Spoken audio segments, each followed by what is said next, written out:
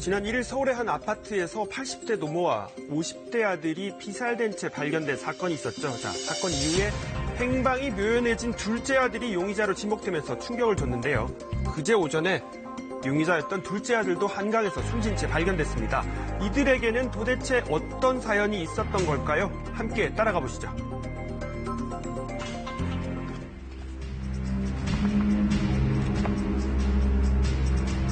서울 강서구의 한 아파트. 지난 1일 새벽 80대 부모 할머니와 50대 아들 신모 씨가 숨진 채 발견됐습니다. 신고는 저희한테 04시 23분에 들어왔고요. 현장에 도착해보니까 사망으로 돼서 경찰한테 인계를 하고. 발견 당시 두 사람은 심한 외상을 입은 상태. 경찰은 타살 가능성이 높다고 보고 수사를 진행했는데요. 유력 용의자로 지목된 것은 다름 아닌 둘째 아들이었습니다. 이 집에는 아픈 어머니와 지체장애인 형 그리고 동생이 같이 살았다고 합니다. 여기 집은 이제 어머니하고 두 아들만 살아. 그런데 이제 큰아들은 장애인이고 양쪽 다리를 못 써요.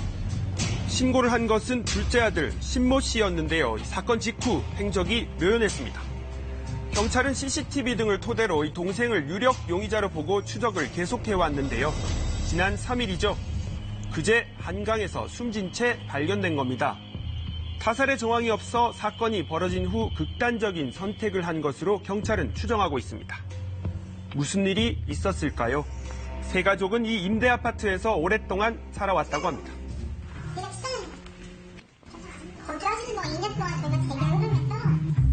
첫째 아들은 몸이 불편한 상태로 주변의 도움 없인 움직일 수 없는 상태였다고 합니다. 자기들이 개편되면서 이제 정도가 심하냐 심하지 않냐 이렇게 두 가지를 나누는데 그중에서 이분은 장애인 정도가 심한 장애인이셨죠. 근육이 한번 호흡하는데 호흡도 못했어요. 병원을 자주 다녔어요.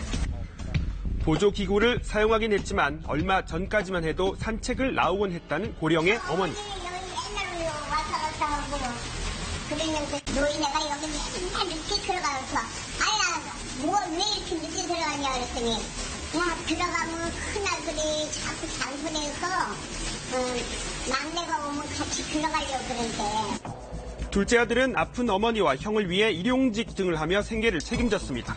가족의 간병이 힘들 텐데도 군말 없이 최선을 다했다는 것이 주변 얘기입니다. 엄마는 잘했어.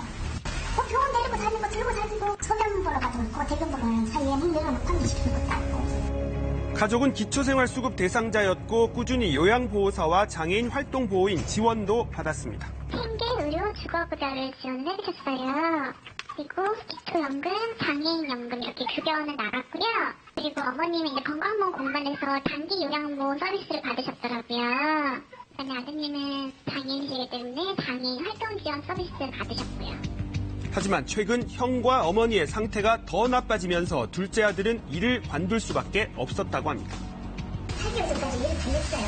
다녔는데 흥이 버리고 있으니까 많이 힘들었을 거예요. 계속 아팠으니까. 악화가 됐죠. 아들 도움이 없고 엄마 도움이 왔는데 도움이 들고 국정일날 안 오고 토요일날 안 오고 일요일날 안 오니까 그날은 그 아들을 가야지. 아무래도 힘들지. 최근에는 주변 사람들에게 고통스러운 속내를 드러내기도 했다는데요. 그래서 엄청 나갔죠. 담배를 10분도 안 나갔죠. 두 번을 피러 나가요. 경제적인 거지. 얼마나 힘들겠어요. 자기도 못 보고 있는데서 그 나오는 데서 병원 한 번 갔다 오면 20만 원, 그것만 20만 원 타고 왔다 갔다 하면서 20만 원인데 얼마나 힘들겠어요. 주변 사람들에겐 이런 얘기를 했다고도 합니다. 한 소리가 있거든. 우리 가족이 다 죽어야지 이게 해결이 되지.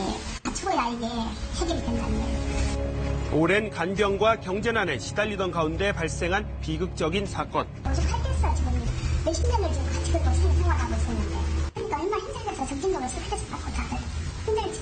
그 얘기를 듣고 진짜 너무 안 돼서 밥도 안 되고 식모도 안 되고 다 안 되고. 지난 7월에도 말기암 아내를 숨지게 한 70대 남편의 안타까운 사연이 전해지기도 했는데요. 이 같은 상황에 대해 좀 더 들여다보고 극단적인 선택을 하는 것에 대한 대책도 세워야 하는 게 아니냐는 지적도 나옵니다. 이겨낼 방법이 아무것도 없다라는 절망적인 상태에서 가족이기 때문에 책임을 져야 된다. 결국은 극단적인 선택을 할 수밖에 없는 그러한 상황에 놓여지게 되거든요.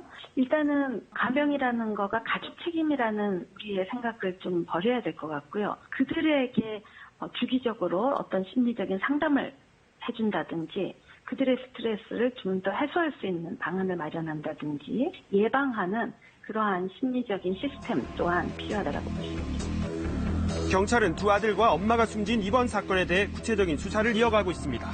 숨진 노모와 아들의 부검 결과는 조만간 나올 것으로 알려졌습니다.